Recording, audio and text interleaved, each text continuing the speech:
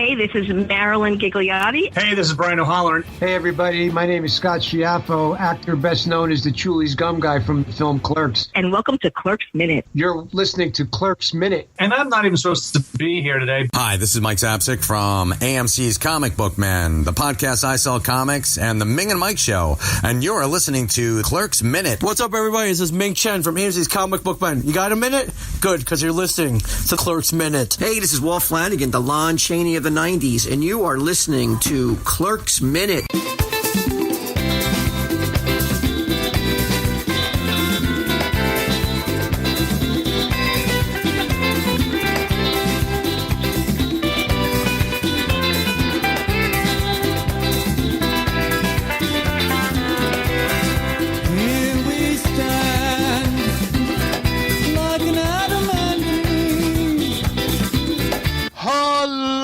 Welcome back to Clerks Minute, the show where we look back at the 2006 Kevin Smith sequel to Dance Mob Minute at a time. I'm Blake. I'm Kyle. And I'm David. Dave, welcome to the show. Appreciate it. Thank you very much for having me. So you've come in at a fantastic couple of minutes here. I have. We're going to have some fun. we were setting up to do this, and I just told Kyle right before I press play, I'm like, we're gonna have some fun now. Like a lot of times we have to be a little have some jokes and have some. This is gonna be just flat out fun for the next it's 20 minutes, a half hour. It's 2 minutes of pure nonstop joy. Yeah, it really is, and we will start up the back then. As in the last episode where we started it with ABC Jackson 5 playing in the background, as we talked about in the last show. Yeah. But we start off. Cutting to the guy at the urinal dancing and peeing, which is a joy, of course. But I don't even know what jersey he's wearing, but I find it funny that it's 07 and it's like the year after this movie. So I think that's pretty funny.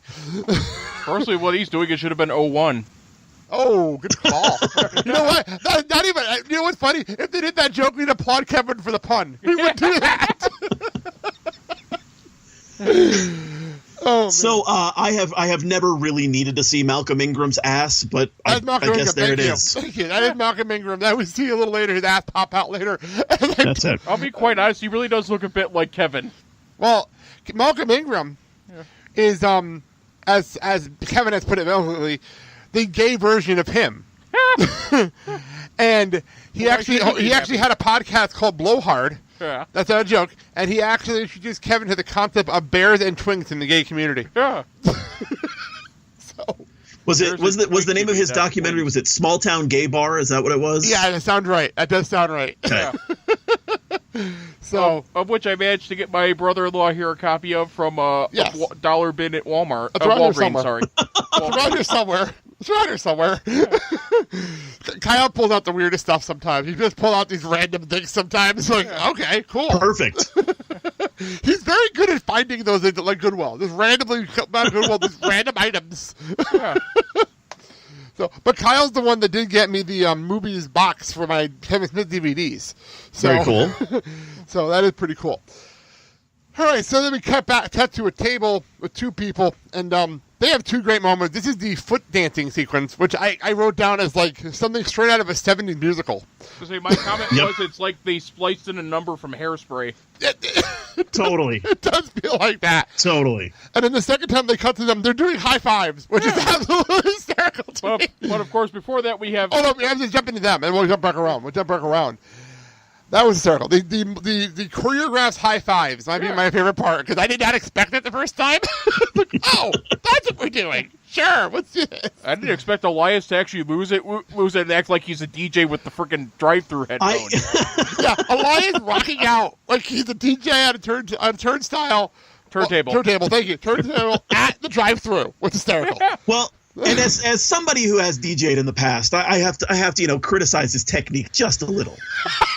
What's he doing wrong, David? You gotta bend that arm. He's got his arm kind of straight out there, and it looks really uncomfortable. So he's got to keep it a little closer to the body. Oh, that's fantastic. By the way, I want to make a note. I said turnstile, even though I had turntable written in my notes. I don't know why I messed that up. So then we cut to outside to Silent Bob and Jay, and Silent Bob is doing the robot. Which is just amazing. And in front of him, Jay's doing the worm. And might I say, Jay's technique on the worm is amazing. It's Billy Scotty Tuhati. It really is. Yes, very much so. Could you see Jay as a wrestler? I mean, he's going full Otis Dozovich. Oh, there you go. Very nice. Yeah. Very nice. Yeah. Good. But yeah, could you actually see Jay as a wrestler? Maybe. Actually, he has the charisma. I think he'd be an amazing promo. Yeah, he got the charisma. He definitely had If anything, no, he'd be perfect like his DCW because he wouldn't have to watch his mouth then. Yeah. That's true. And he could actually rap all of his... True. Yeah. Very true. So, what do you think? Noise. Smoking on weed, doing coke, drinking beers. Definitely an ECW promo. 100%. 100%. I think I may have heard that in ECW once or twice. I'm almost positive you did. So, after we come back to Malcolm's ass hanging out at the urinal, we come back to Elias, who is now they're behind the counter. And Elias, I don't know what Elias is doing. I have no idea what he's doing. I think he's just spazzing. Basically. He's just swinging his arms around. I don't think he even knows what he's doing at this I think point. he's having a seizure. Quick, put a wallet under his tongue. That is every white kid dancing at a Christian youth camp. To which I went to many. I've been to plenty of Christian youth camps in my day, and that was how a lot of those kids danced. Oh, thank you. That was fantastic. He dances like Rob on Ghost Rider. Oh, very nice. Oh, wow. ooh, So, that's a rough reference. And then meanwhile, Randall does the Randall walk across the counter on the counter, which was fantastic. Yeah, Randall does the wrangle again. Yes, that was amazing. It's good stuff. Then we come back to the roof, and we have Becky dancing, which is really the best part of this whole thing, is watching her awesome dance. There really is nothing better. Just try and look at anything other than the girls. Well, if people at this point, we're an hour into this movie, if people listening to this don't know my love for Rosario Dawson at this point, there's something wrong with you. This model Rosario comes with And they're steel clearly framing. they clearly didn't listen to Rent, the No Day But Today. That's true. My love for Rosario over there, too. Yeah, this model Rosario Dawson comes with a steel frame and dual airbags. Oh, man. I love her. I love her to death. And she's dancing. She has this seductive look on her face, which is so fucking hot. I'm not going to lie. And then Dante finally gets into it. Because in our last couple minutes, he was more staring at her like everybody else was. She's casting a levitation spell. Nobody's lifting up. Oh, yes, she... Oh, no, wait. Oh, yes, she is. Wow. Wow. That was dirty on so many levels. So dirty. Dante finally gets into it. Because, like I said, in the last 2 minutes, he was just staring at her. I really can't blame him at all. She's like a lava lamp. He finally gets into it, and they start dancing, which is fantastic. Just because I would never imagine Dante having any rhythm whatsoever, and he has so much rhythm. It was great. I imagine. Well, Dante I'm sure you guys already talked about it, but I mean, you know, when she starts to try and teach him to dance, it doesn't really work that well. No, it doesn't. You're absolutely right. Because she's too distracting. This is true. This is absolutely true. I have the same problem. So they're dancing. They almost going to start swing dancing on the roof. That's pretty much what's going on up there now. I thought Dante would actually have the dancing skills that I have. And we'll let that one sit there with the dead air. I wasn't quite sure how to take that. That's why I left it there. So we come back outside, and this is where things just get clusterfuck fun. We get to Silent Bob and Jay in pigtails. Yeah, Silent Bob's pigtails are the best. I just want to know. We all know Kevin at this point was not smoking. He wasn't a drinker at this time. What the hell was he thinking? This is my one opportunity to put pigtails in my hair. Yeah. One opportunity. And direct a full-blown dance number. Yes. Well, he did say on the commentary track that I forgot who told him this, but apparently someone told him that everybody has one musical in their repertoire in their lifetime. This was his opportunity to finally make that come true. Sure. So that works. Yep. And it also gives the point where Silent Bob isn't talking, but he's lip syncing perfectly. Yeah. Which made it for me. Didn't expect that. It's great. And Kate's just totally into it, which makes it even better. Yeah. Oh, yeah. And we get to them hugging in the pigtails, which is actually, I think, one of the freeze frames I used for our countdown when we did the show countdown. Nice. After the thing started. And then we have what I just wrote down as the flash mob. Outside. And we have it frozen on our screen here. There is so much going on here. It's insane. Well, yeah, you've got, there are upwards of 30 dancers. And by the way, they're in the shape of a heart. Yeah. Yes, they are in the shape of a heart. I did appreciate that. There are all sorts of different, stereotypes in terms of the way they're dressed. Okay, I see an Indian woman in a sari. That's on the far Right. left. I see a guy in a football there's a jersey. nun. Where did the nun come from? It's just so random. It's Sister Bertreel. Then we have, She came from the same place as the white guy with cornrows. and I know it's not him, and they make it very clear on the commentary it's not him. He looks like one of the Backstreet Boys in the front. Yeah. He kind of does. He kind of looks like AJ. AJ, thank you. I couldn't think of his name. AJ from the Backstreet Boys, even though we know it isn't him. And then we have the mailman on the right. Yeah, is that a mailman or a mail woman? No, it's a mailman. The man? Okay, I wasn't sure. I love the goth chick in the front next to the girl, the black girl in the dress, which is fantastic. Is that a trucker next to AJ, I think? Yeah. Trucker right there.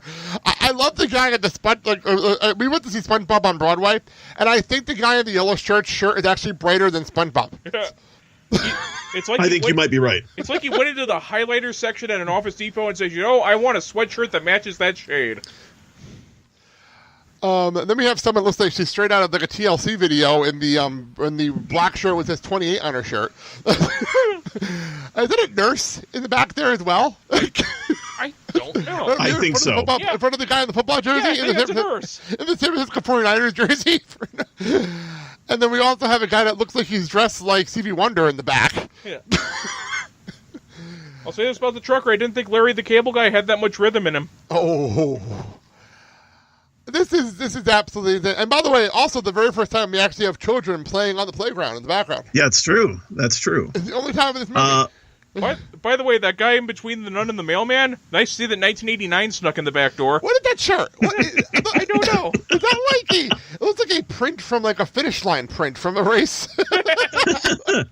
I like the African American guy who looks like Farnsworth Bentley. Where is that guy? Okay, do you know who Farnsworth Bentley is? I get the joke. I just don't know where he is. I don't know. Okay, so he's like in the back, when they're in the heart shape, he's in the back corner. He's wearing a pink shirt and a bow tie and sunglasses. Oh, yeah, I see him now. What explains to people the reference if we don't get it? Okay, Farnsworth Bentley, back in the period where Puff Daddy or P Diddy or Diddy, whatever you want to call him, Puffy, John Combs was actually a celebrity.